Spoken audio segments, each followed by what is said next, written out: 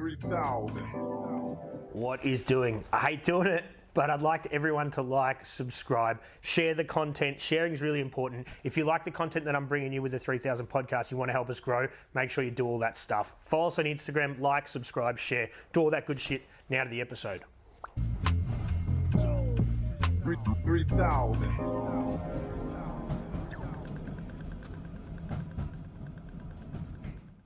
What is doing? My name is Maloney. This is the 3000 podcast. I'm joined today by Paul from Zenith Records. You okay, mate? Yeah, I am. The water's got a barb on it. The Yep. water's got you. So you are the owner and the operator of I'm a Zenith co-owner. Records, co-owner, Co-owner, co-operator. Yeah. co-operator. Yeah. And tell us a little bit about your history. We're going to get into the nitty-gritty of the record pressing business, but tell us about your background and how you got involved in this niche market. Okay. Look, I think 1996, I'd been unemployed for a couple of years. I worked for my old man in engineering out in Dandenong. I probably spent 4 years with him. Wanted to go out, do my own thing. Had a couple of years, 2 or 3 years, just doing this, doing that. Needed a job, got a job at Dex Audio doing cassettes and CDs, 96. Pressing. They were brokering CDs, so they'd get other, plants to make them, and they'd, mark them up. And that's the way the CD model worked. You had The middleman. the middleman. But they were making cassettes there, and they also did a lot of high-end audio. They did mastering. Daniel there, who still services our lathe to this day, does microphones and valve preamp building, all that sort of stuff. He's great with that. But yeah, they were running a cassette factory. Then I got a job with Media Labs, it was a CD pressing factory. It was a natural progression. Worked there for a couple of years, 2 or 3 years. Then I went into CD brokering, so I helped out some guys who were brokers. I got more involved in print packaging. And I had sort of supply chains out of Singapore, Thailand, and through the supplier in Thailand, who were a French company, MPO, they made really, really good quality CDs, DVDs, optical media. And for the bigger jobs, we'd get it run out of there.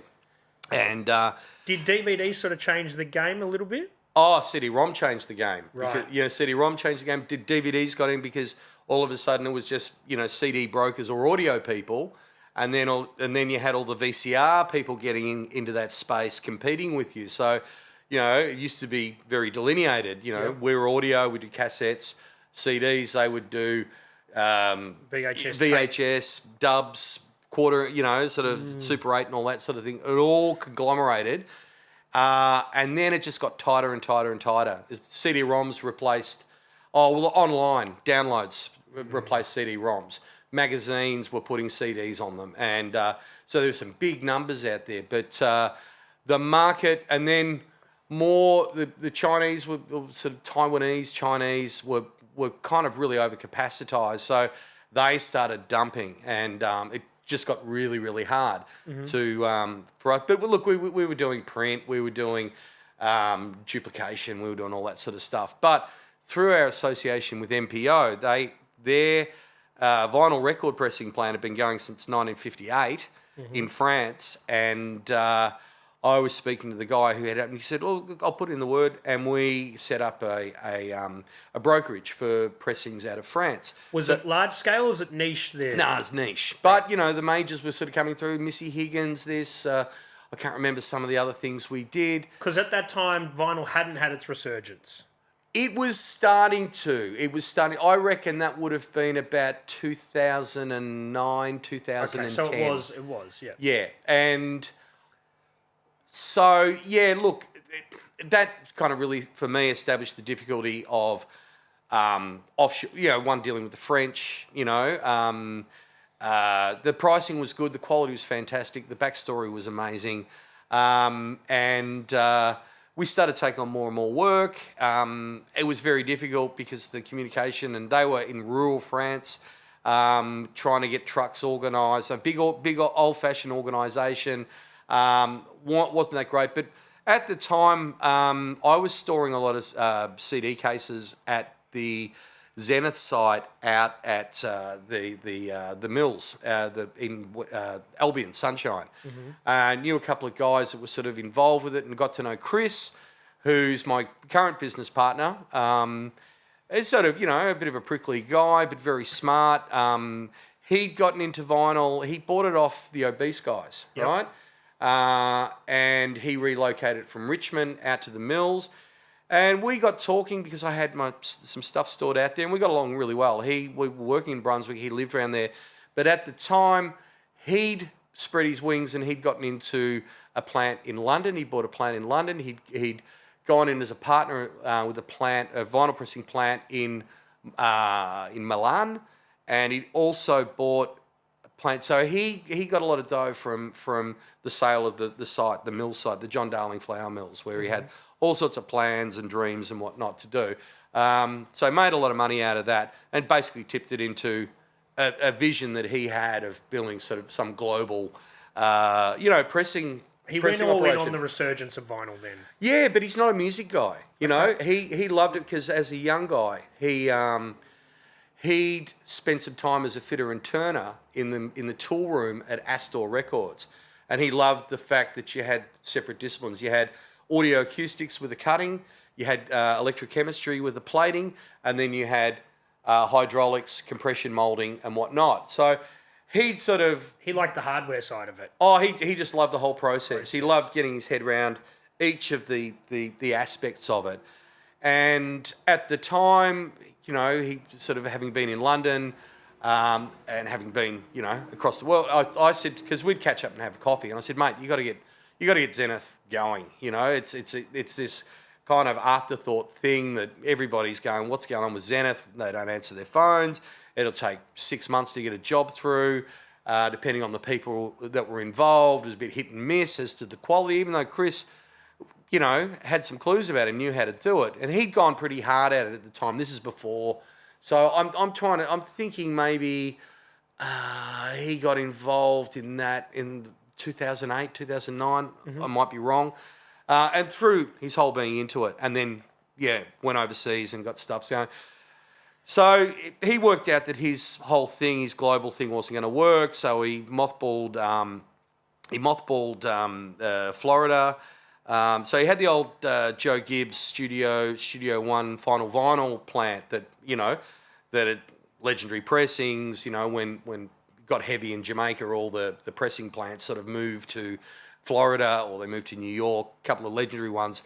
And that was the left. So he just basically paid rent on the space and just had the infrastructure there. Nothing was happening. He said it was just hard to make $1 out of it. So likewise with London, he said you just couldn't. In England, you couldn't make any money out of it. The GZs, the MPOs, the Palaces, the Optimals, the big players that were government subsidised in Europe, just meant that the small pressing plant in England, it was just impossible to make money. So he sold that to the Czechs. He sold all the plant and gear, but he stuck around. He stuck around till about 2018. I got involved. We decided we'd get into it in 2013. 2012, we discussed it, and I said, well, look, you got to move it out of Sunshine. You got to move it to Brunswick East or a new site. He had 2 automatic presses that were coming out that he got from Italy that he sort of settled for a deal. So the plan was to have the 3 manual presses, complete new infrastructure, new boiler at the back, everything plumbed in, ready to go, cutting lathe, galvanics. And that's the model that we had exhaustively talked about, is that's the only way to sustain it. You've got to do it all.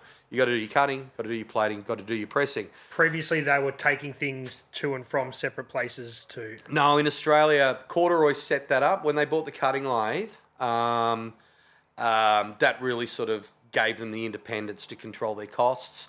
If you had to do it again, you weren't paying a third party.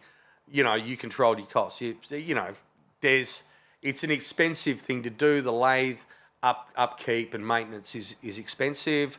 Bath chemistry can be fantastic for 8 months. Something goes, and you're getting crackly records, you get noisy records. How do you isolate that variable? But at the end of the day, that self-contained model was the model that he insisted was what we needed, what you needed to make make a living out of pressing records. All right. So run us through the process from go to woe for people that don't know, because most people would have no idea. They pick up the record, they take it out of the sleeve, they play it. Yeah. Or some people don't even play it. They buy them and they don't even have a record player. Yeah, But yeah. different story. No, exactly. Yeah. Run us through it. So I go there. I've got my album I want to press. Yep. I bring it in on a waveform, or how do we do it? We reach out. Let's explain to me the process so people can.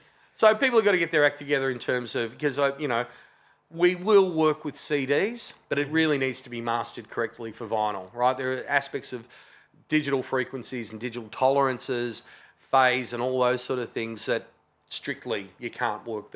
You won't get a cut, you'll get skips, whatever. Right. You've got to have, and anything over 20K, all these topping and tailing of your program should be, to get the best result, mastered specifically for vinyl. Yeah, right? Which will be totally different to streaming, totally different to CD, totally different to putting it on the internet, all that shit. Yeah, if you've done some recordings and you go to a mastering engineer, he will give you MP3 streaming files, digital files. He'll give you he'll just give you digital and vinyl if you want. But they often do the streaming files, CD files, and vinyl files, right? Yep. So basically, we get those, and also at the same time, we need to get your artwork as well. So 3 components. We give you the quote. We need masters, suitable, compatible, mastered for our needs. We need your artwork set up. How many do you want? This is what it's going to cost. Bear in mind that the biggest cost is going to be your setup costs, right? So if you run a second run, that brings your setup, brings your overall cost down? Yes and no, because what we do, and this gets into the nitty gritty of it. So I'll just explain. Yeah, okay. So when we've got your master, we've got your order, we've got your artwork. Send that to the printers. It's all checked, right? We get a date that's going to come back, right? We will then cut your master, so it's set up, it's checked. We have what we call. And how do you physically do that? Is that a plate? Yep. Okay. We've got a cutting lathe, 1974 VMS Neumann VMS 70. Cutting lathe, that's the duck's guts, right? Mm-hmm. Neumann lathes. The one after that was the VMS 80, which came out in 1980. So this is 1974. Industry standard for a long time. Yeah, pretty much. We're talking 50 years. 74. We certainly are. It was like $1 million machine in 1974, right? They will fetch a price, probably back then, probably about 180,000 US now. Right. I think Nick at Corduroy got it for 30,000 Aussie back when. Good investment. And he saved that from going to a lounge room of a Japanese businessman. The Japanese audiophiles bought up cutting lathes just to put in their lounge room, because that is your ultimate turntable. It's balanced. They'll play records on it. Yeah. Wow. Yeah, with through the valves and the racks and the whole bit. That's a strong flex. $180,000 turntable. Well, back then they were $20,000, $30,000, $40,000. Yeah, I know. So there's still to this day probably you'd reckon they'd be coming up on the market now, because those guys would be in their 80s and 90s. But the Japanese love their whole relationship with vinyl is not totally different, but it's very unique. We get lacquers. There used to be, so it's a nitrocellulose coated aluminium disc, right? We put that on the cutting lathe. It's a 14-inch coat. We only use one side, and we basically cue it up. The lathe does a lot of automated features, and it will transfer that information through the cutting head, right? It's like the reverse of magnets in there. It's a reverse of a speaker. So what you're getting out basically is putting in. All right, and so that will cut through the nitrocellulose material, give you your grooves, 15 microns, whatever. When it comes to the next song, you punch that in. You get a little track spacer, and away you go. So it's track by track. Well, it's continuous, but you've got to watch it on the thing on the screen to see when the track's coming up. It's manual to punch the track marker in. That's why we need a cue sheet. We've got to go give us continuous WAVs.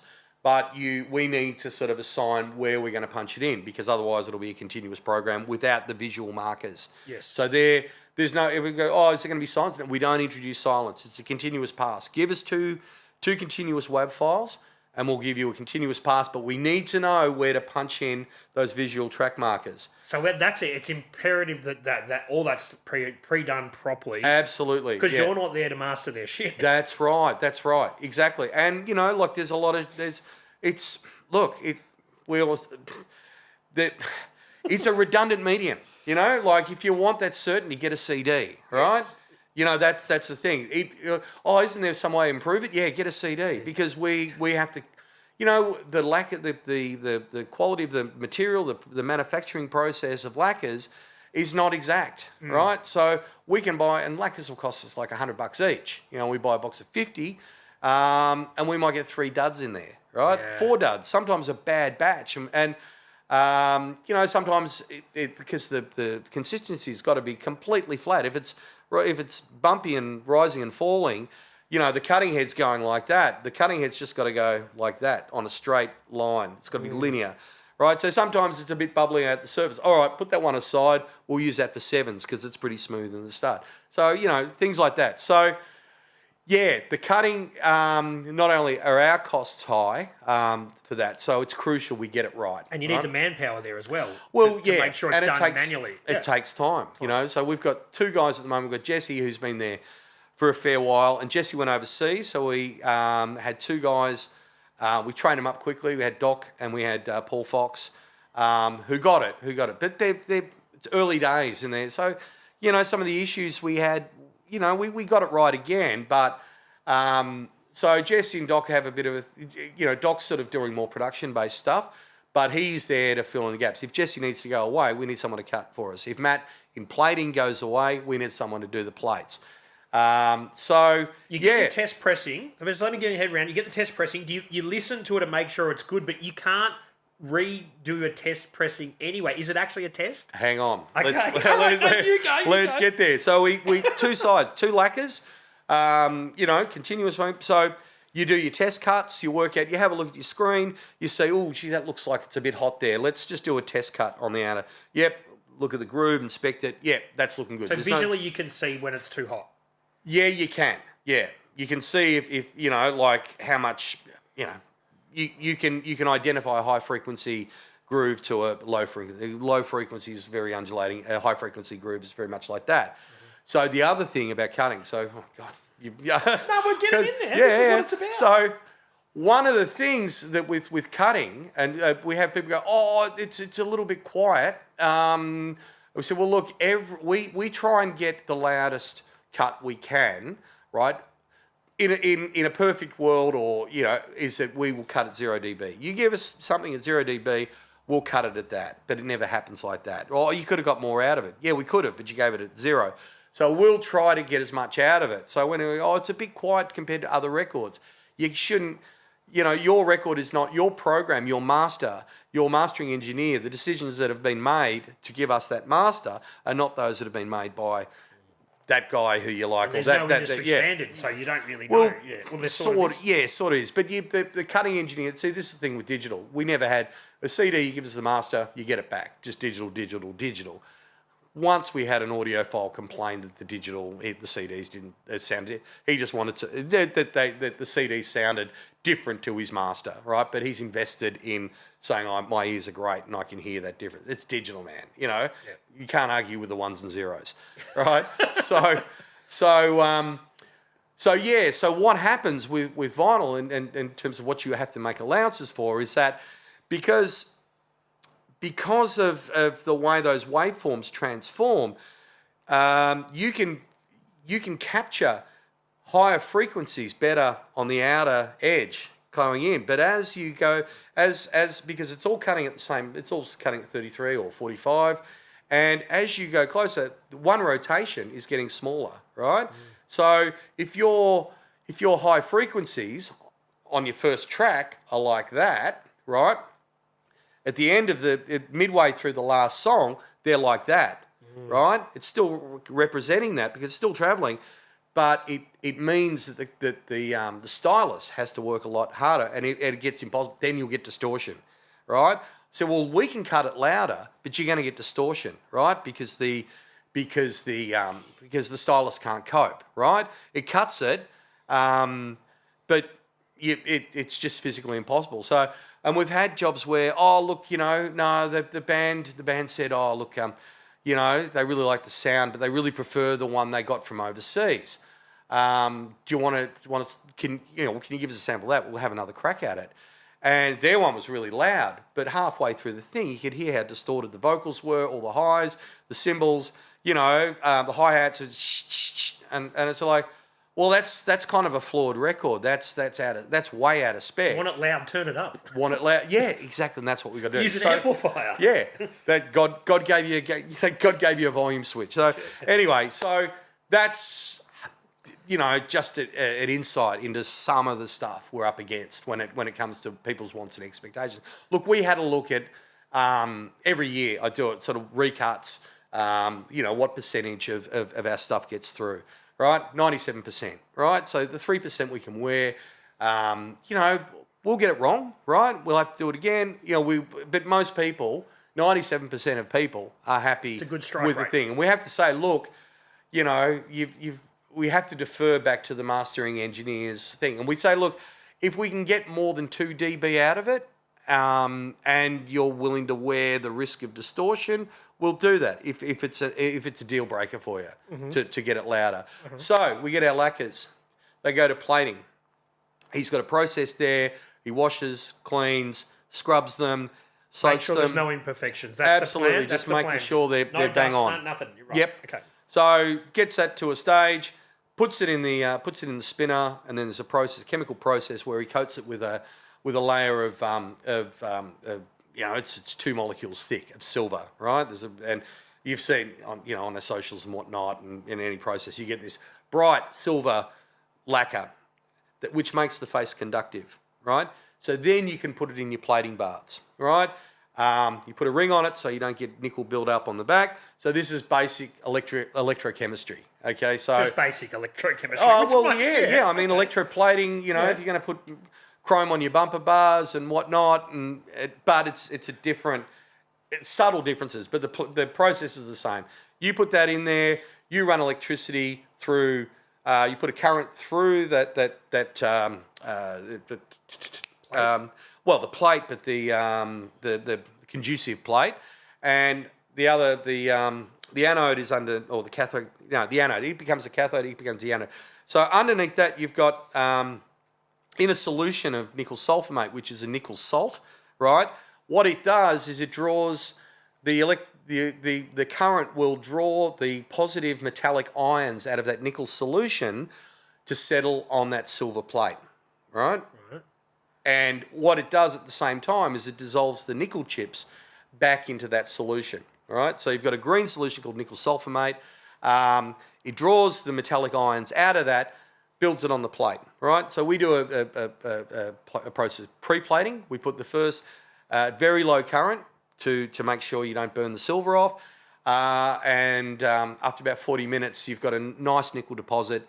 You then put it in the high-speed bars where you can really crank it and get a stamper out in 3 hours, just building up nickel. Well, they call it growing stampers. And then there's a whole process. So you take those out, you take the plates out, you peel off the stamper or the negative from the positive, right? Then here's the thing about reruns, okay? So you've got your plates. Now what we do is called, for short runs, for anything under 250, it's one-step plating. It's called one-step plating. So we take that stamper off or that negative off. We then polish the back, we trim it, we center punch it to get the thing, so to make sure the record stays concentric. Then we form it or coin it, right? Which involves a hydraulic press, punching out the center so it sits into the profile of the mold that sits on. So 2 molds on a press, 2 stampers on a press. We basically shape that stamper to go on the press, and it should be straight, bang on, right? And then we test press, yeah? Now, if we're doing any more, we do what's called 2-step plating, right? Where that stamper, that negative that we pull off the lacquer, we then desilver that, clean that, and then we passivate it, which creates a very microfine level of corrosion, right? Very, very small, indiscernible. But then you grow another plate on that, right? You grow from your negative plate or your father or your master plate, you grow a positive plate, which they call the mother, right? We will then put the mother in the file. We'll use that, right? We'll use that the stamper we make. But if we have any problems with it on a longer run, we can generate more stampers off that mother. We can generate 10 stampers off that mother. Right. So that means when you want to do a rerun, your stampers, we can't guarantee your stampers because you pay for those once. If you've done more than 200 or 250 in the first run, yes, we can make you a new set of plates. We won't use your old plates because, you know, they've been on the press, taken off the press. You know, we're not going to check those. You'll physically store those. We'll store those. They store flat. Stampers, you know, are kind of from... So we cull our stampers every 2 years, right? So if someone reaches out to you, we want to do a rerun from 2 years ago, Yep. you go... We'll say, look, we can give it a crack, but if we've got it, if those stampers fall over, there's a cut. We'll discount we've got to start from scratch. We've got to do your cutting. We've got to do your plating again. So realistically, they got 24 months to rerun those records, sort of, in a give or take. But we can't look. That's the other thing. You know, if we lose the stampers, we can still use those lacquers again within 3 months, right? So we'll guarantee you. We're not going to charge you for an extra cut if we have to cut it because shit happens, right? Which it does, right? You know. You scratch a stamper, the operator, whatever, something gets in there, you know, the whole gamut. We have to prepare ourselves for that. We are not going to say, oh, look, you know, the operator. So, you know, we guarantee your first run, but it gets a bit tricky because we're doing the new website at the moment and how to make that absolutely clear. Even with the mothers, right? We can go back for a job that's like 5 years old. The mothers, there are things that happen with degradation and we go, oh, they should be good. Nah, their noise is buggery. They're gone all spotty, right? That's just over time. So we can't guarantee that. We try to do our best to make sure. So we say, look, chances are I can use those plates. You're only getting a short run. You know, let's cross that bridge when we get to it. But, you know, theoretically, if shit goes south, you know, your recutting, we'll charge you $700 or whatever. Just be prepared for that. You know, it's like, oh, I can still work with that anyway. You know? Most people, if they were going to do it, they should look at sort of 300 or more. No. What we're doing is an option. We say, look, if you think you're going to do a rerun, pay us an extra whatever it is to make mothers, right? And we'll make you mothers. And then... You got peace of mind for a few years. You got peace years. of mind, yeah. If it goes bananas and you sell out, you can come back to us. We do it. That's right. But, you know, it's... And I guess that's what one of the things about this generation of vinyl is. I mean, we deal with a guy in Chile. All his stuff is for majors in Chile. Reruns. I reckon we're lucky if we do 1% reruns. I used to hold all the overs from jackets because we used to get always like 100. Sometimes the printers would just give like 200 extra jackets. And we had a warehouse and I had 52 pallets of jackets and drew upon that once. Right? And whenever somebody, and like, you know, so they'd gone 300. Oh, now we want to do 500. Well, I've only got 200 over jackets, you know. You've got to start again. You may as well get 500. It's no point. So, you know, that's really the way it works. 1% of our stuff goes into repressing, which makes those original pressings out of print and down the track. You know, more collectible, more reliable. So it gets to that point. You have a look at price because it's out of print. There's no new copies. It's like with when people reissue older titles and get the licensing for it. It's like there's some magic. Once old secondhand copies of that are fetching price of $500, right, or something, $300, $400, $500, they will get and they'll do a reissue with, you know, liner notes and all that sort of stuff. So let's talk about the GSM because that is a factor. Mm-hmm. So I think I was talking to a mate who's a 45 and a big record collector the other day, and he bought this record and he goes, "Oh yeah, I've got 2 copies of it, but it's a lower weight. I wanted 180." And I'm like, "Oh, you're shaking your head. Like, does that stuff make a difference? Do you think?" No, it doesn't at all. It doesn't at all. There are things to say because of the slightly higher relationship on it won't warp as readily as what you know, like thinner weight vinyl does. We find that like we would err on the side of heavier records. Now that's great until you got to send them out in the mail, right? Someone wants a 180 gram record. you got to be bang on, because 180 gram might be 169 or 195, sometimes 200 grams, depending every set of stampers, right?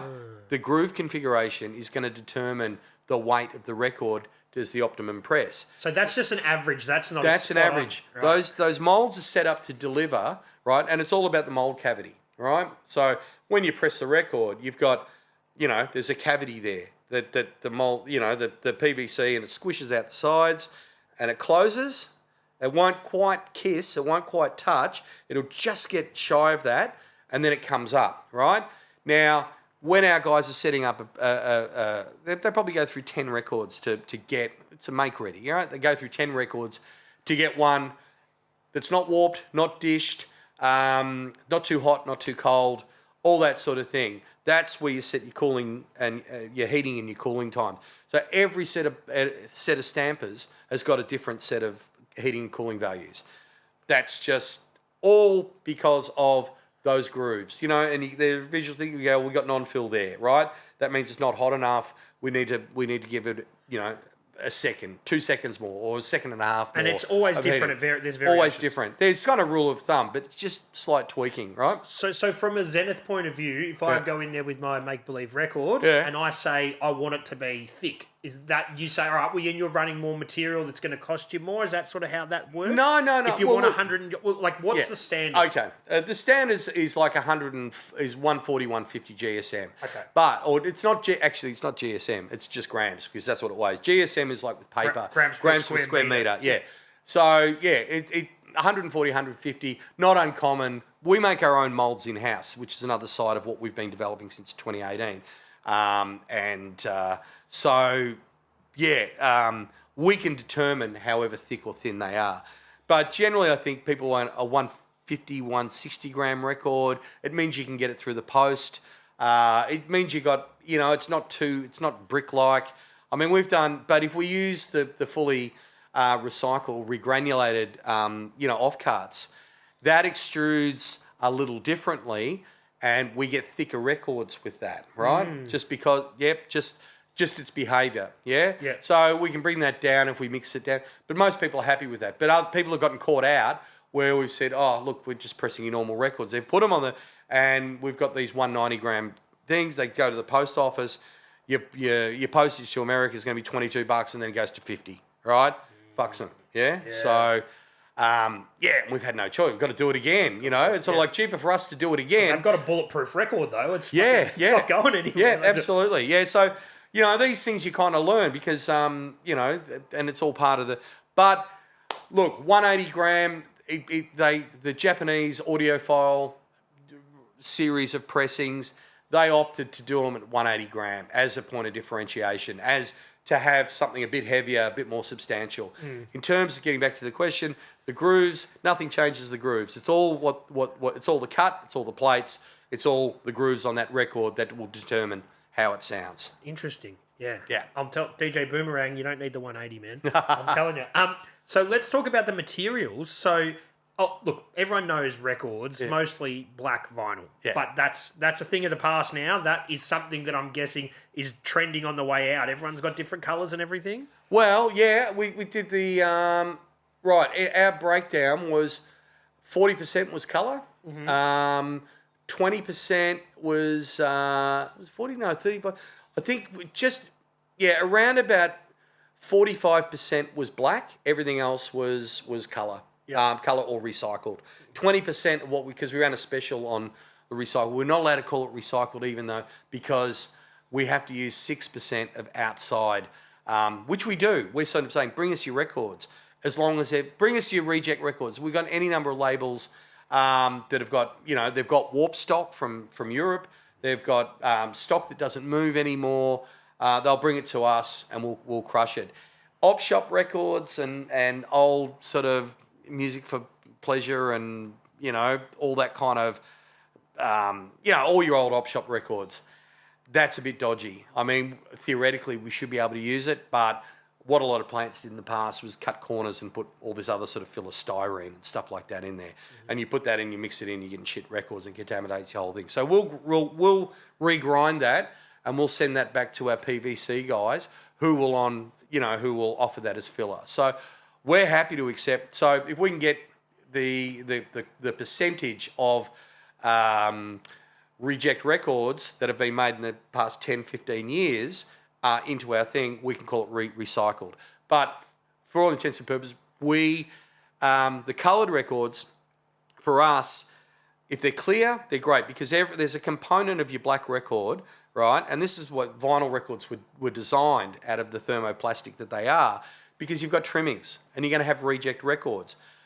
You punch out the centres, you grind your trimmings, grind your reject records, break them up, grind your trimmings, and you've got regranulate, and you put 20% back into your black virgin PVC. The extruders are designed to run with that sort of ratio. Now, you can run 100%, but any plant that's making vinyl records is going to quickly run out of 100%, regranulate, recycled, compound, because you've got to generate that. It's being used up. So that's kind of, generally you sort of work on a rate of no more than 5% rejects on your records on a production run. If you've got any more than that, there's a problem. We've got to stop it. We've got to investigate why we're getting that persistent problem. But the thing is, with colours, opaque colours that everyone wants, they want white, they want an opaque red, they want opaque silver, they want a buttercup yellow. That stuff doesn't mix back in with the white. It shows up streaky, and it looks like fingerprints, right? It looks shit house, right? And where it should be shiny, nice, and jet black. So that created a problem. We're just going, well, our whole model, as is every record pressing plant's model, based on regrinding our flashings, regrinding our reject records, putting them in brand new, 30%. So we've got these bags of all this opaque stuff that won't go in, and we thought, hang on, we'll separate it out, and we'll offer this. We'll say, look, and there are very good reasons why the regranulate, 100% regranulate should be better. Is that the old process of making PVC involved another couple of stages of heating, extruding. That's because you had lead and or tin and other additives that you don't use anymore. So the new PVC extruding technology has bypassed that, right? New virgin vinyl can stain. A lot of people have lots of problems with it staining, with it gassing off. So it's still the old sort of virgin vinyl didn't do that, right? That's comparing then and now. You put your regranulate in, you've got 20%, 30%. It's fine, right? So we know that the old vinyl is superior in some ways and inferior in other. But we know that the stages that were involved in the old vinyl production that are now missing now are kind of reintroduced. If you've extruded that again, you've made records, you've trimmed it, it should be sounding better. It introduces those stages that are no longer missing. And we've found that the noise floor on recycled records, if you recover it correctly, right, you separate this, you separate that, you move your fines out of there, it's handled well, you're not introducing anything else, are often quieter than the new vinyl, right? Minimally, right? Yeah. But you're going for that aesthetic, though. You're going for a different that's it. So it's got to be compromised somewhere. Well, yeah, that's it. And we sort of thought, well, let's test this out in the market. So we discounted it. We offered a recycled special just to move this stuff and to get some feedback. We had no problems with feedback. We had one guy we were calling up the other day. He said, a couple of the recycled ones had some noise, but he said it wasn't anything here or there. And that's one of the things we're always fighting against. What's an acceptable level of noise? So that's worked really well for us, right? Yep. And that's actually, and people are sort of satisfied because it's a mixed bag. Well, what colours can you do?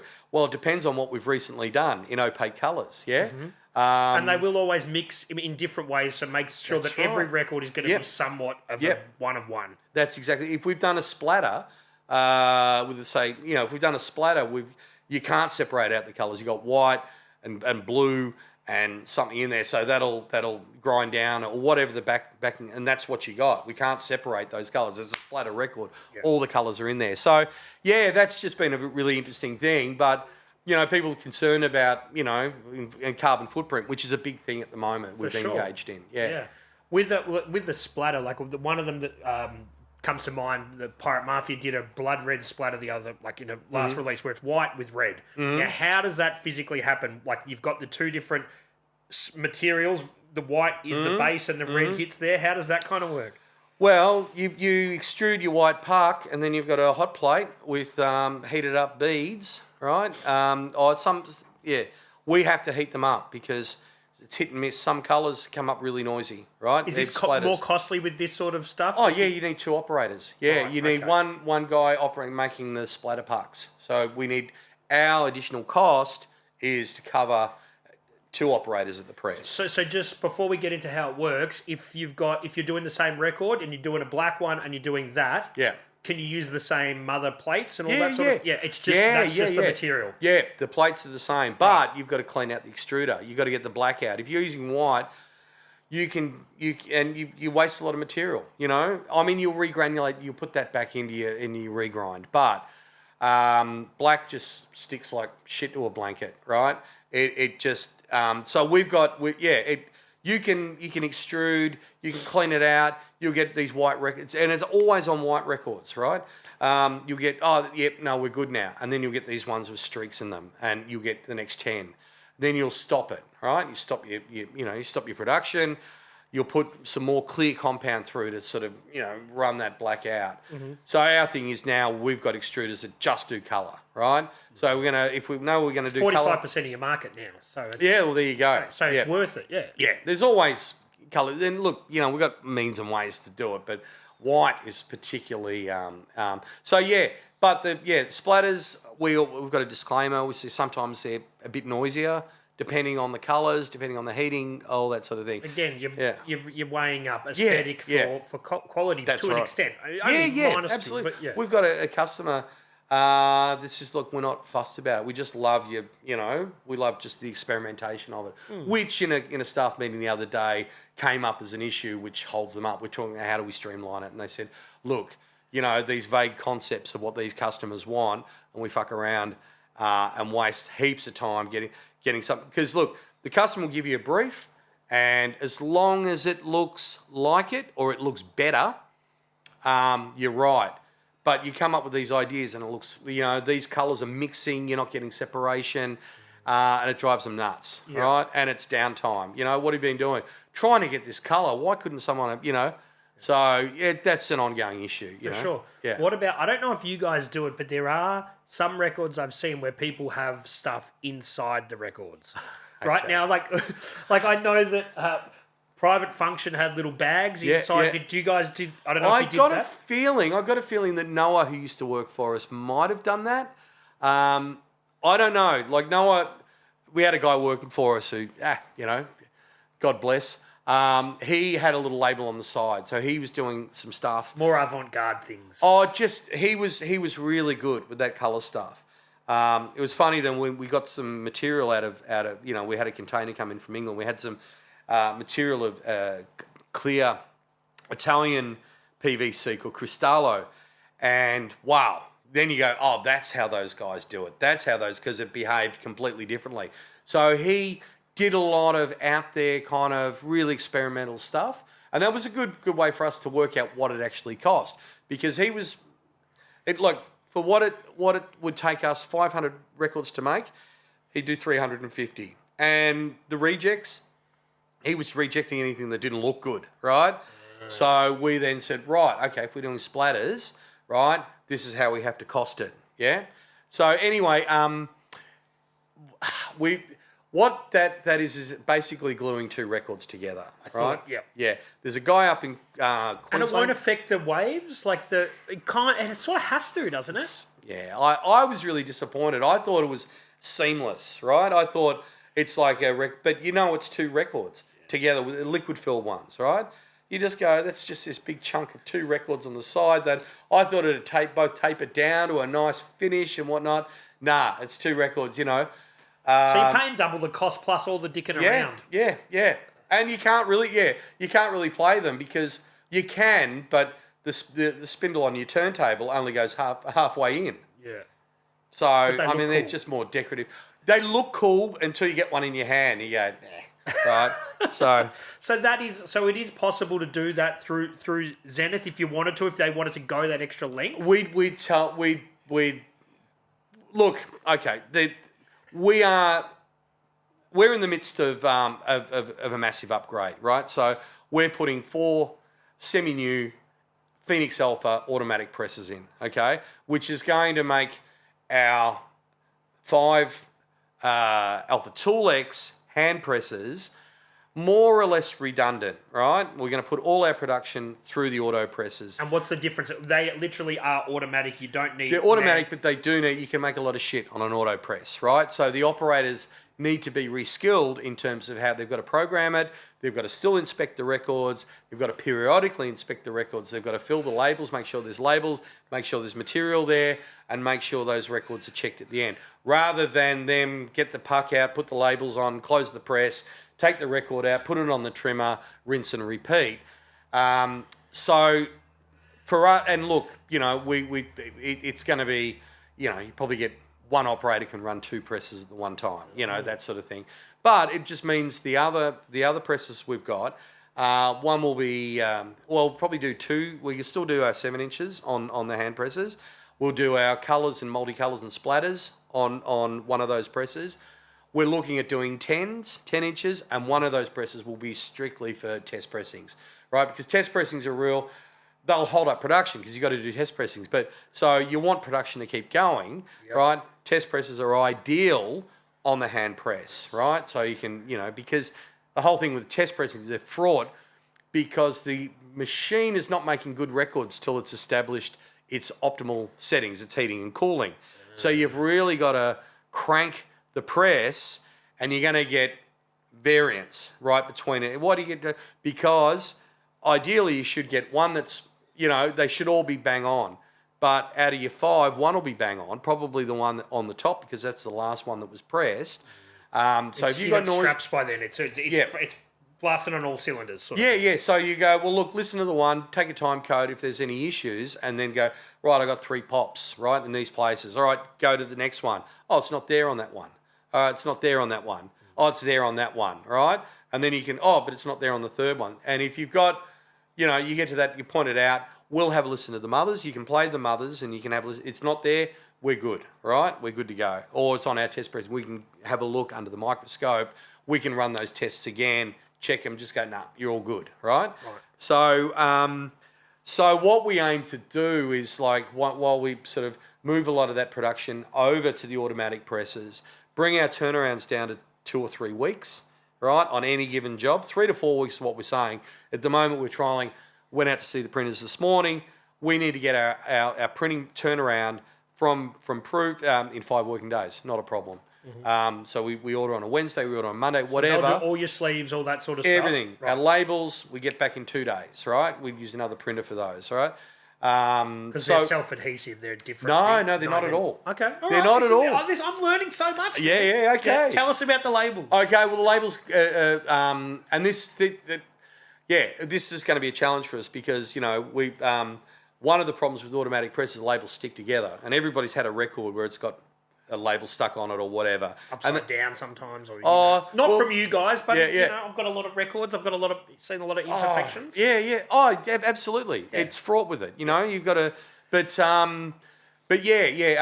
labels have to be unvarnished, offset printed because what happens, and we cut them, we drill them. We got a die and a platen press, and then we drill them. We tie them up. We've got to bake them for 24 hours because they've got a high percentage of water, moisture in paper.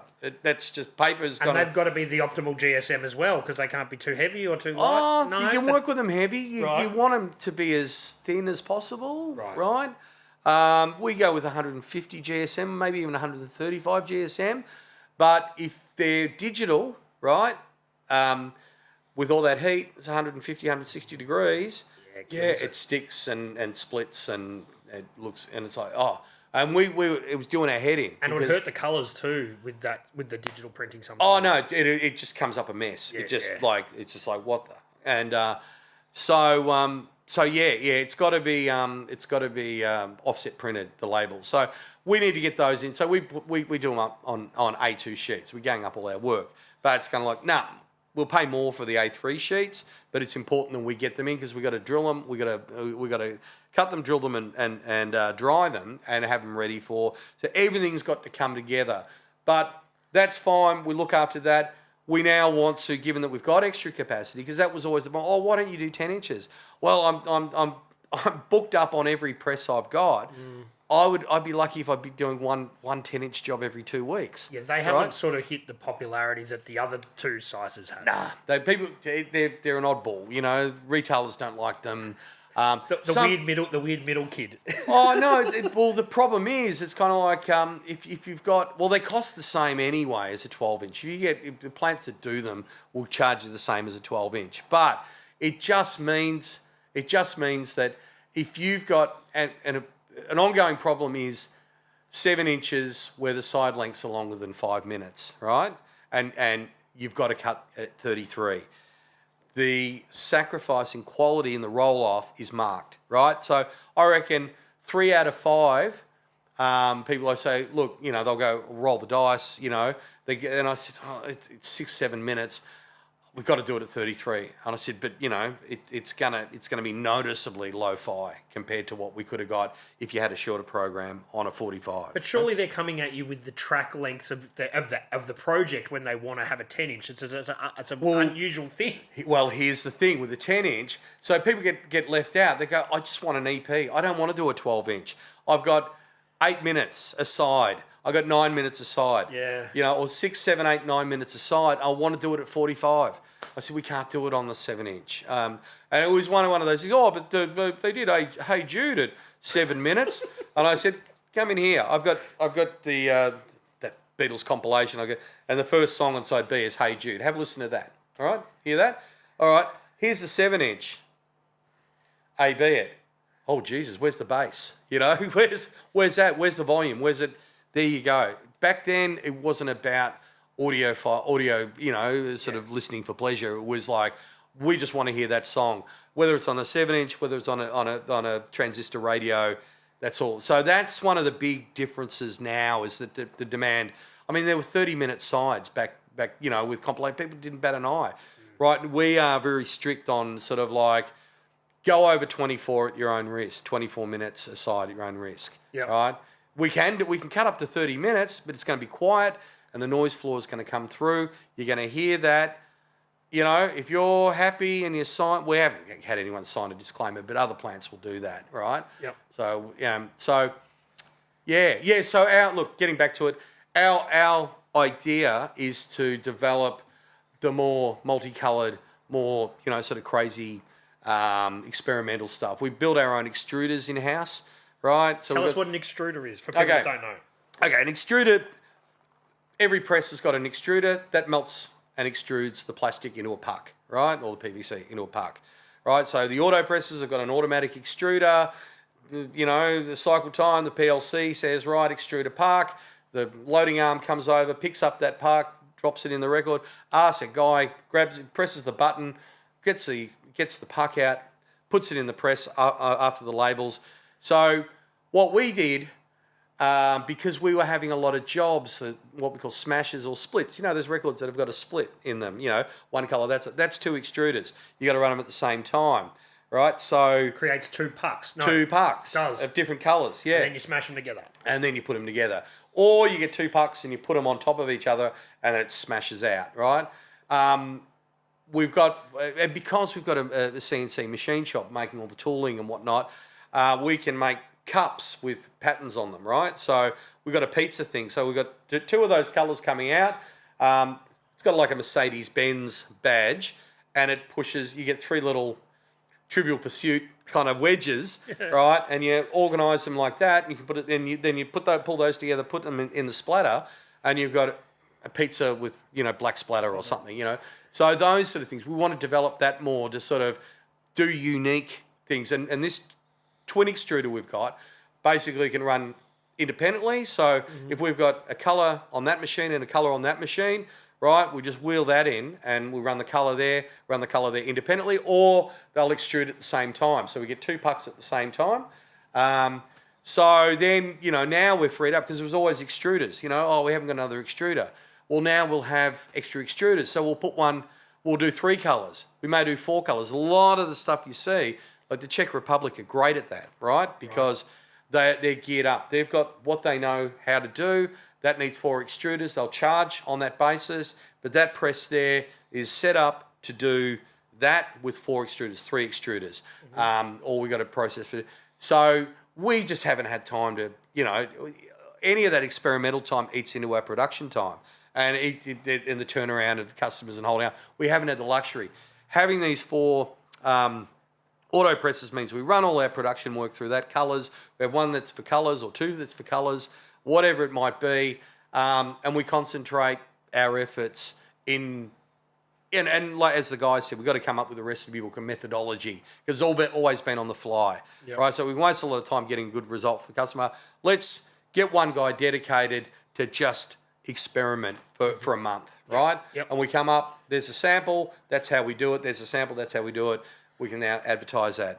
Because we can. This is a 3 colour, this is a 4 colour. Pick your colours, bang, bang, and then you put them in. You've got colour in colour. This is a blob, So that sort of thing, because we got the time and the capacity to do that now. Yeah, and that'll streamline your whole process. Big time. Yeah, we take the time to sort of do the R&D, and then we know exactly what to do next time. So that was an overwhelming thing that was coming back. It was frustrating the press operators. Do people physically put the records in the sleeves and then into the packaging? Is that like a actual physically handling thing that happens, or is that all automated as well? No, that's the press operator put on the trim and then put it into the sleeve, put it in the box, put the spacer. Every 5, he's got a spacer just to keep them flat, just to keep them cool, into a box of 50, and we just move our stuff around in crates.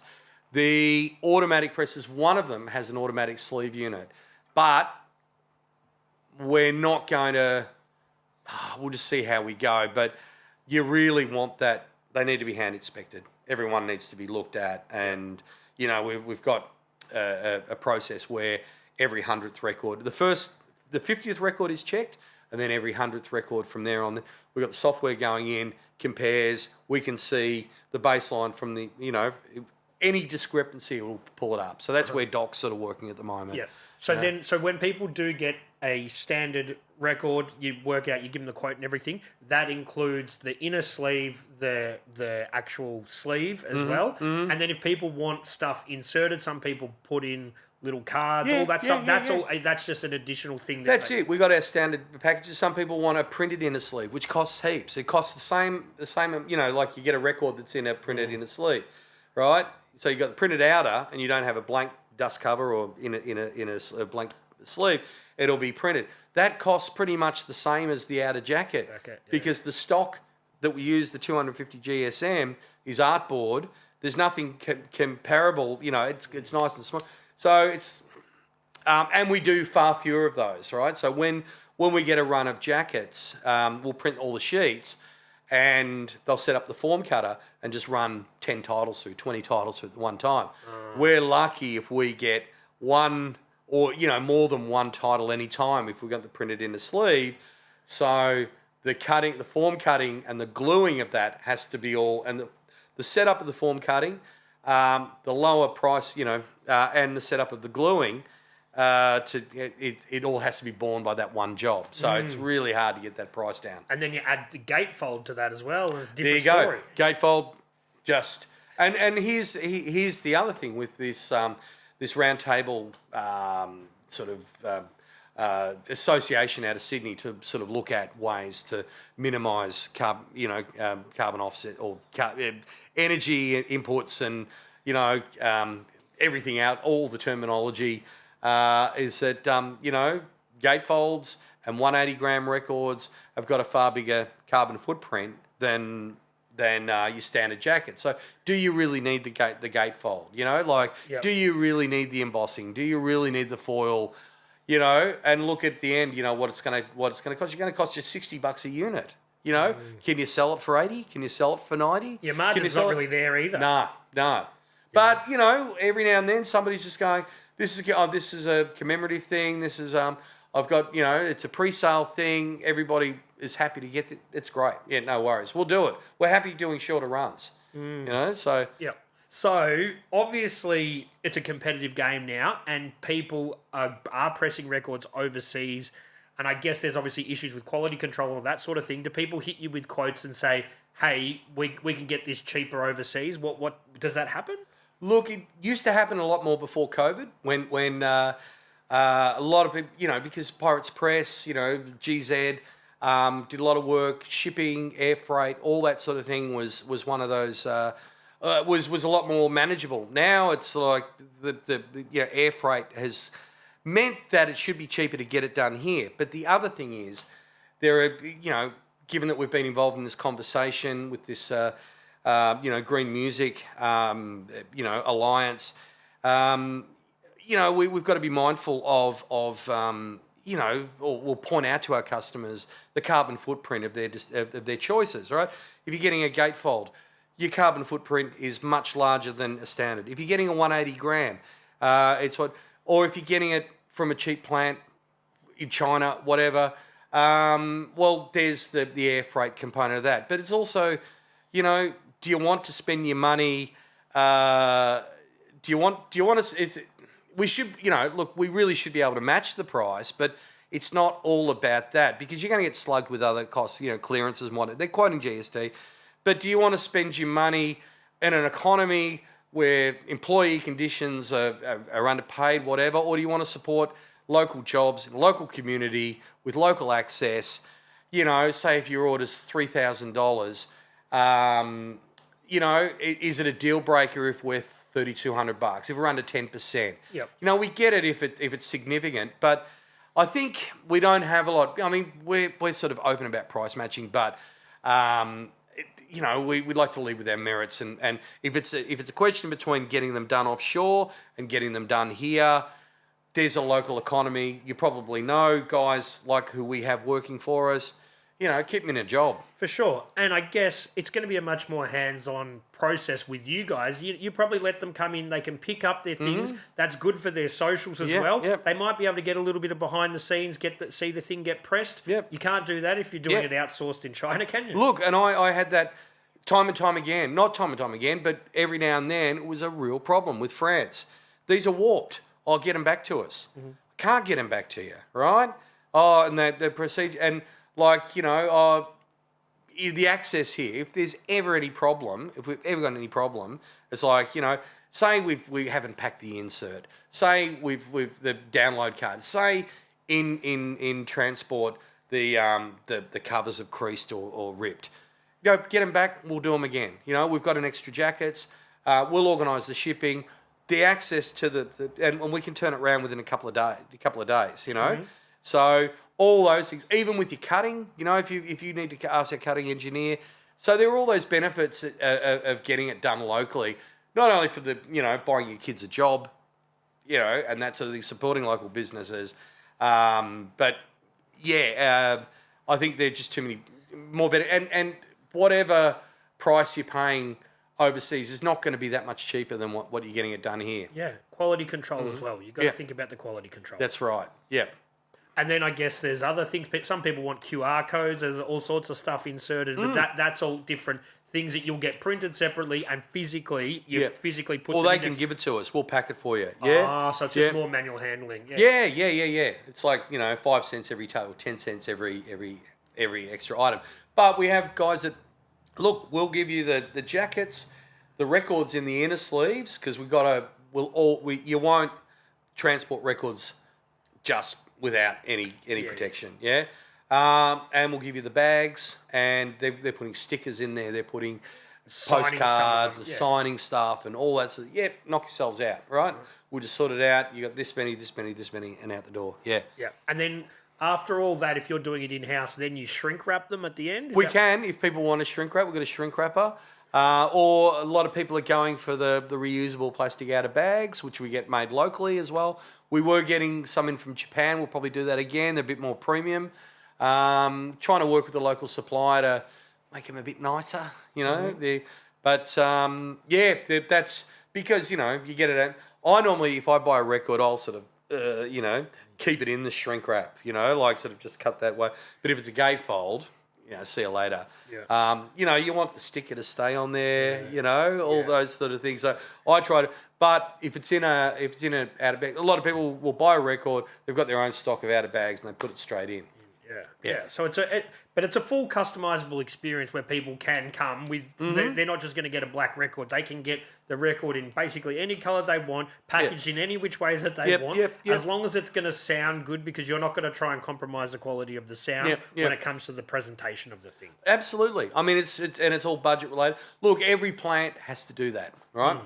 Every record pressing plant needs to offer what the common options are, right? And the price will dictate what you want to do, you know?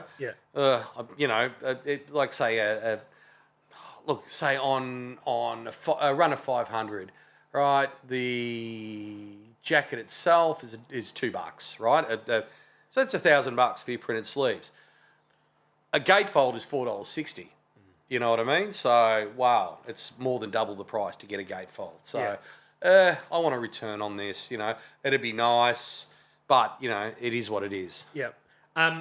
We mentioned, like, the way that records have gone in different sort of waves of popularity. The 45s definitely had a huge sort of wave of popularity. Yeah. Were people doing a lot more of them? Is that trend still continuing? 45, when I took over Zenith, when we moved it, that's all they were doing was 7 inches, yeah? And one of the presses we got that's sort of under a tarp at the front, we got two mid-70s Leonard American auto presses. So the plan had always been once we upgrade our steam capacity, we get them going, right? But, you know, it was a lot of work. So, but one of those presses is actually, we'll press 2 7 inches at the time, which from Chris's part was, that makes sense. If we're going to, you know, if that's all we're doing is 7 inches, we'll do 2 at a time. Yep. But those things were only, like, you know, I came back from Japan and went to the pressing plant there in Yokohama, Toyo Kasei. At one stage, they had 50 presses doing 7 inches, right? In the 70s or whatever it was. You know, it was massive. But look, we probably do never a full week of 7 inch work, yeah? Probably 3 or 4 days every week, you know? 12 inches round the clock, you know? You know, every shift is there's a backlog of 12 inch work. So 7 inches, look, I mean, I love them. I mean, you know, and I know lots of people that are big fans of 7 inches, and lots of our customers get 7 inches. But as you know, through being involved on the side with some distribution, you can't, you know, shops, you know, like what the shop's got to pay. You've got to have your mailing list. You got to have all that sort of stuff so you can make something back on it. Yeah. To put it through a distributor, it's all over. It's a promotional thing. It doesn't happen as much now, but definitely when the house music trend was going off, and this is probably before you had the shop, but people were just making their own remixes of stuff without permission and then pressing them and then selling them. That now, if someone goes to you with this and you're like, hang on, you don't own the rights to this, we want to see some copyright. It's a slip. Yeah, we look. I remember when this copyright thing came up when I was, you know, involved with the CD plant. Look, all we can say is that by entering into this agreement, you indemnify us. Yeah. But look, every now and then you get a big part of our frustration or bottlenecks is customers not giving us the right information in the way we want it. We need your artist title catalogue number. We need to know what format you want, what colour, you know, have you got a quote? Just cite the quote number and your details. So we had some guy just do a beautiful, this guy's a perfect client. Look at this. Quantity 1, right? Gatefold, gold vinyl, Kanye West. So I've just got a citizen.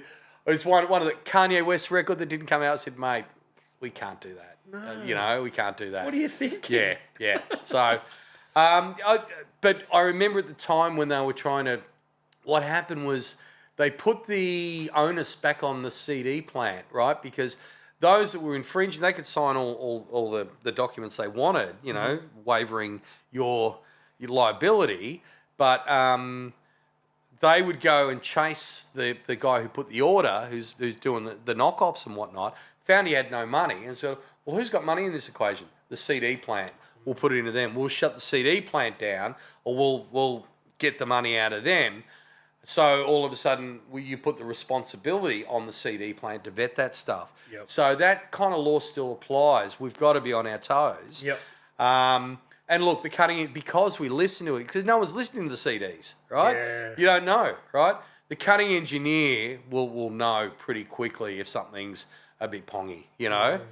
I don't know about samples and all that sort of thing. It's kind of like... Yeah, that's not a thing. I remember in the early 2000s, you'd buy white labels and bootlegs of a lot of stuff, which may not have even come from Australia. Could have come from overseas. Yeah. But I remember saying someday, I'm like, how do these people get away with it? And they're like, well, how do you trace where a piece of plastic comes from? Man, England, you know, Chris was saying... Chris was saying... And they had these... We knew, because Chris ended up with a plant that was when he was trying to get out, and it was offered to him for a price that was too good to be true. And he said, well, look, I could make money out of the machines, and had these Jamaican guys doing stuff. And it was all very interesting. So he was setting the plant up. The Jamaican guys eventually bought it, but there was a bunch of machines in there that he on-sold and whatnot. So, but he had a few things on the go. And the relationship between these guys in Germany and these, so the stampers were made in Belgium. They'd go over to England. They'd take them back to Germany for packing, and then there was some little village near wherever the town in Germany was, where they were organising this like it was a cottage industry. All the grandmas and mums were just gluing jackets of Pink Floyd and, you know, George Michael and all this sort of stuff, and then they brought them back in the EU, and it was shonky as. Yep. The English are great at that. Blame the Poms. Yeah, I know. When you were working within like the CD sort of DVD industry, would you have ever envisioned that the only physical medium that was really kicking off in 2025 would be records? Would you have thought? I wouldn't have thought only, but I was there when in the sunset of cassette tapes, yeah, because decks were cranking them out like you wouldn't believe. I can't remember. Daniel sort of says to me, you know, how many millions per month, right? They were doing, and it was a slow grind down, right? They did nothing. Now they're doing them again, right? Yep. But nowhere near the quantity that they were once doing them. I reckon, I could see that, you know, online streaming, downloading PDFs rather than having to put them on. That started hitting us. You know, we weren't doing CD-ROMs. Could download the PDF, you know. I don't know. I think it was, you could see where it was going, yeah? Mm-hmm. You could see where it was going. So, you know, not that I was conscious of it. I could just see, like, it was a free-for-all. Like, people trying to sell DVDs and China giving them cheap and then subpar, low-quality DVDs and mass this. And everybody was into it, you know, cutting each other's throats. So, you know, but having always been a kind of a, well, I wouldn't say a collector, because I know some collectors are completely different level to me, but always preferred vinyl, always bought vinyl, always had an interest. That's why we sort of got involved with it, and love just being involved with it. So can you see the trend slowing down anytime soon? Obviously, if you guys are leveling up and getting 4 new machines, it's trending in the direction that you forecast it's going. Well, here's the thing. This was just sort of alluded to before. All right, so what you had up to 2000 before.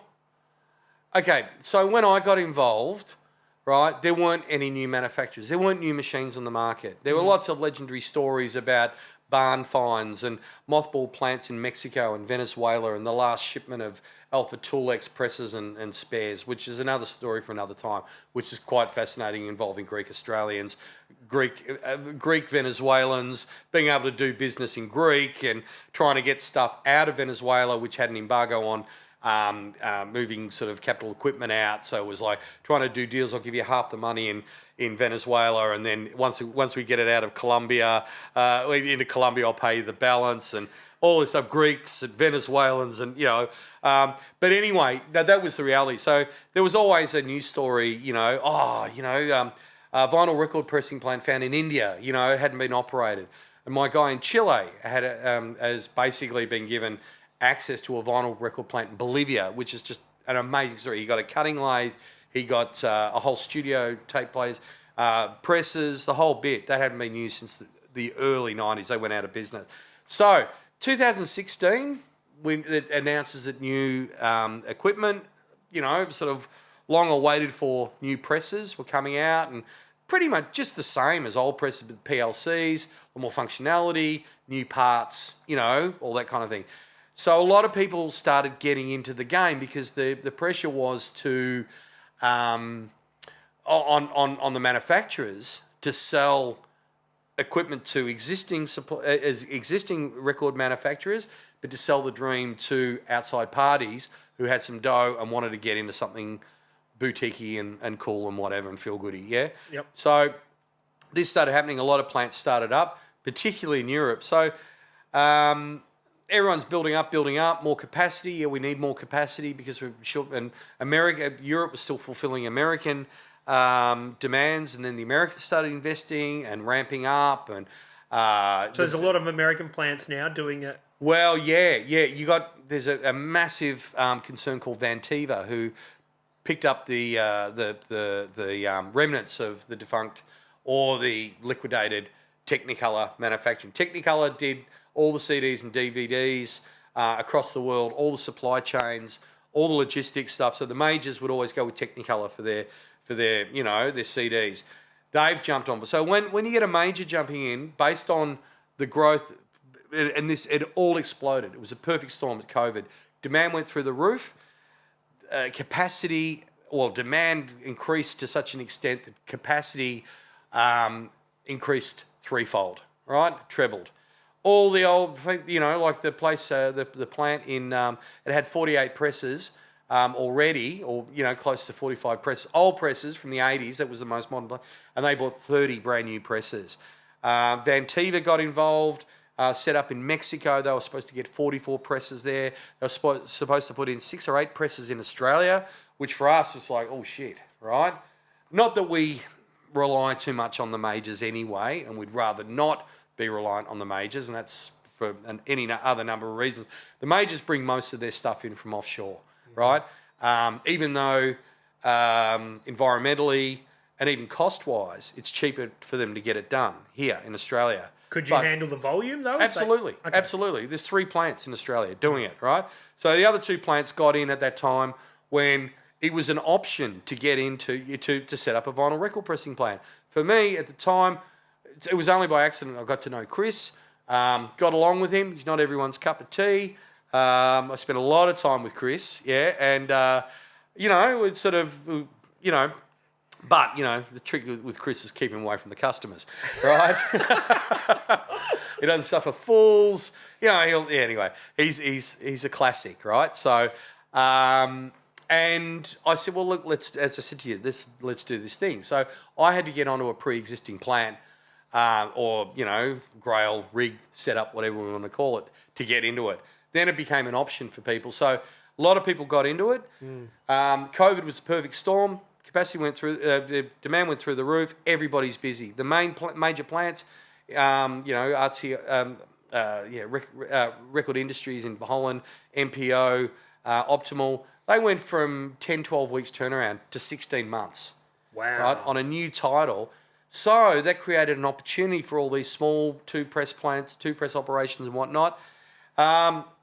Fantastic. It's all great. Now, I doubt that they were making the money that you would expect if you would on an investment like that. But it's great. It's good fun, good customers. Everybody that's one of the things. Everybody, so there's a commonality of purpose with your customers and your pressing operators and whatnot. So then, probably 12 months. The guy at Record Industries got out and he said, look, we've invested this. A lot of people have gotten in. Great people, accepted the challenge. COVID was this. Created opportunities, but what goes up must come down. Some of the conversations I was having with people at the convention in 2023, they're saying, we went from 2 shifts, 100%. He goes, we've had to lay people off. We've only got 30% we're only utilising 30% capacity for the orders we've got, and we can't for love or money get extra work in. So it's pretty hard over in Europe at the moment for everybody who jumped on. So there's going to be a lot of pain, there's going to be, and so the market, so to get back to the thing, it has grown from 2019 was the last meaningful figures we had, because everything in 2020, the rest was just COVID boom. So everything's still healthy, but it's just oversupplied. So, But here, from you guys personally, it's still growing. It's still growing, but we're down because we've got competition. In New Zealand, there's 2 plants. So we just have to get smarter about how we do it. We've got to scale down. We've got our engineering, tooling, spare part department that's starting to get orders in, because our molds can, you fit a set of molds on your machine. We can deliver a perfectly flat record and a 20 to 25% cycle reduction time, which is great, And we've got sets of molds in a plant in Miami, a plant in California, a plant in Italy, and a plant in Chile. And they've all just sort of come back to they're excellent, they're great. When can we get our next set? So, now we start setting the molds out. So that kind of underwrites the pressing effort. But we've got to get back to sort of, addressing the reality of the marketplace now, So to have the auto presses in is a no-brainer. We can get more work out, but we can also say, well, if the fact that we used old presses, despite matching quality, and despite the fact that perhaps it's costing us more to press the records on the old presses, there's still a perception. No, they've got an auto press, so and we got them for the right price, so it was too good to refuse. We probably only needed 2 or 3. But we got the steak knives as well. So I got the steak knives. I remember in my younger days when I used to play records out, and you might leave one out for too long, and it would warp. Right, and I've never actually managed to nail this properly. But people would say if you put it really flat in the oven at the right temperature, it will right itself. Is that true? I had early on.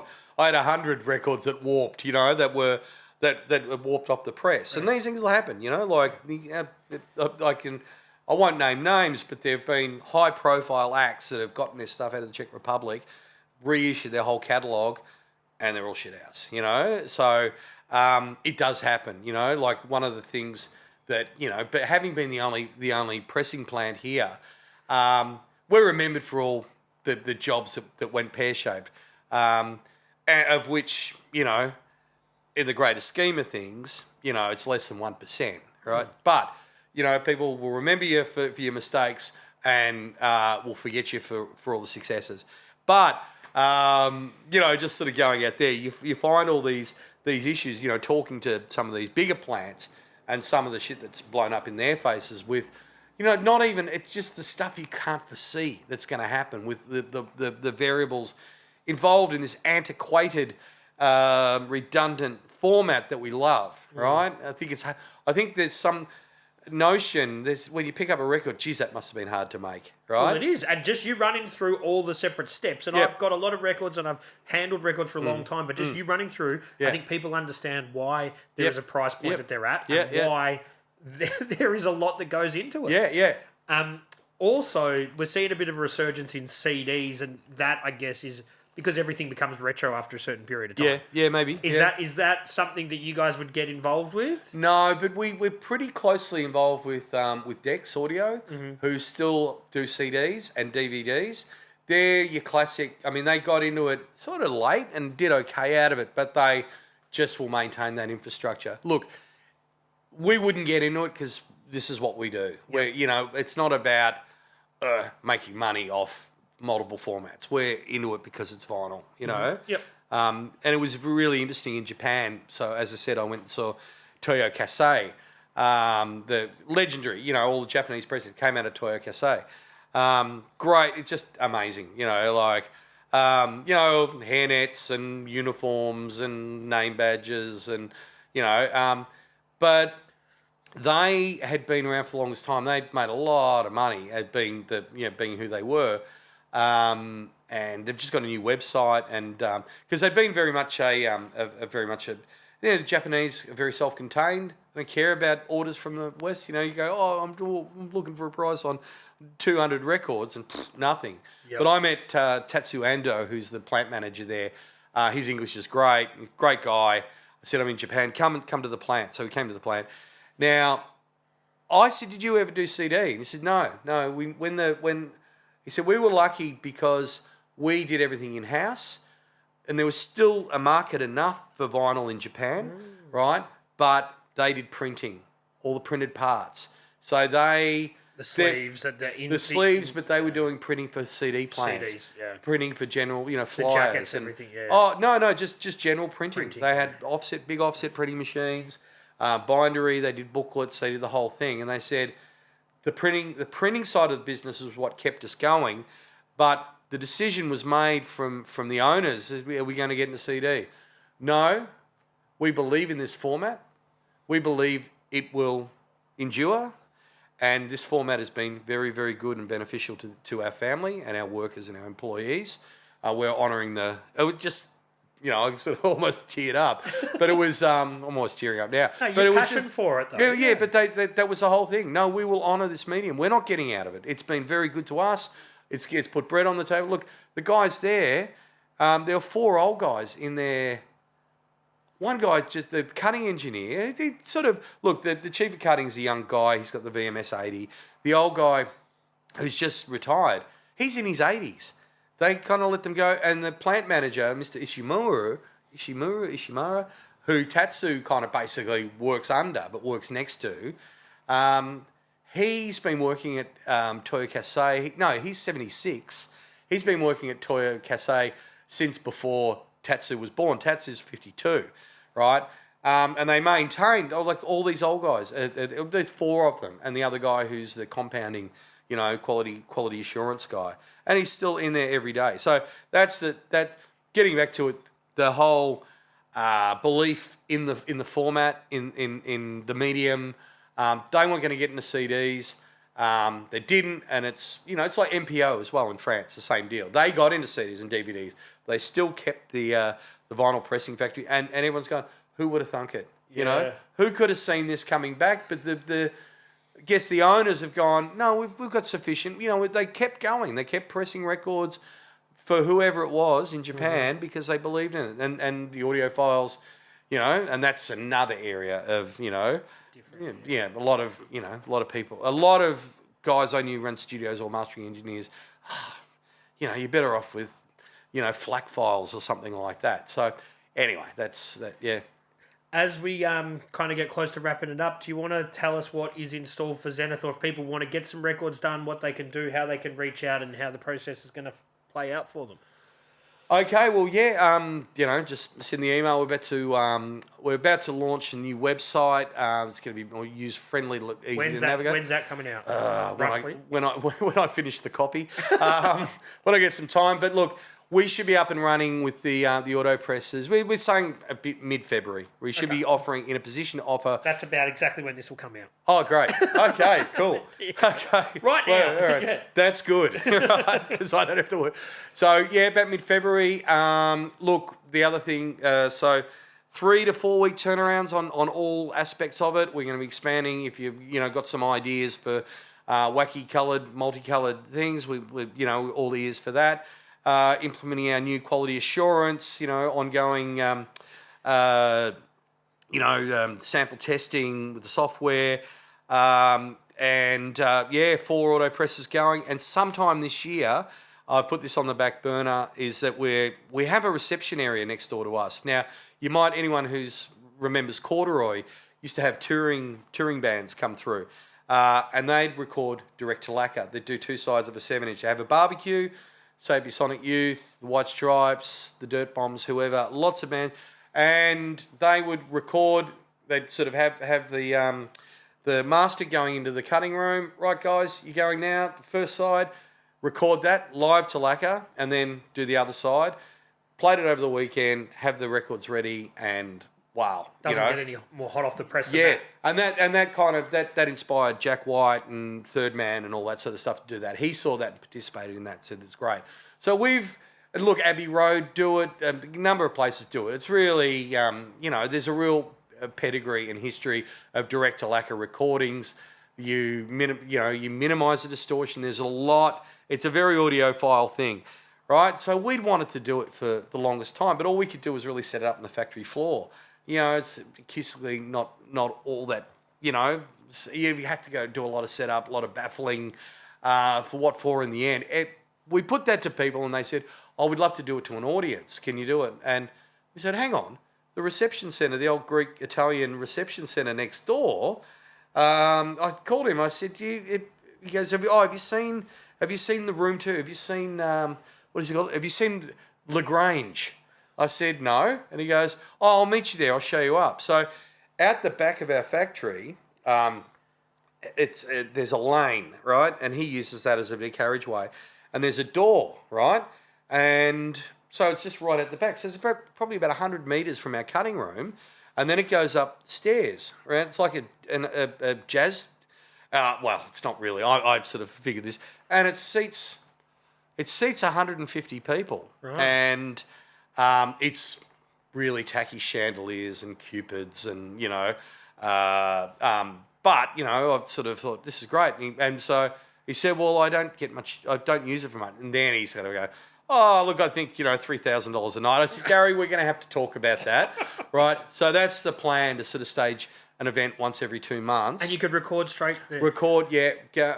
We're working with models at the moment because everyone wants to get involved. We're going, oh, hang on. Yeah. Because it's a reception area, so they've got a license, but they've got to do food. So we've got to do food and how we factor that in and how we structure it. Because there's a bar there and, you know, I sort of say, well, look, we'll pay you this and we'll keep the bar. We just want it to pay for itself, right? Yeah. We want it to pay for itself and we want to do records as the result, right? Yeah. And it's a bit of a, you know, it's you know, what we do with those records at the end, how we distribute those.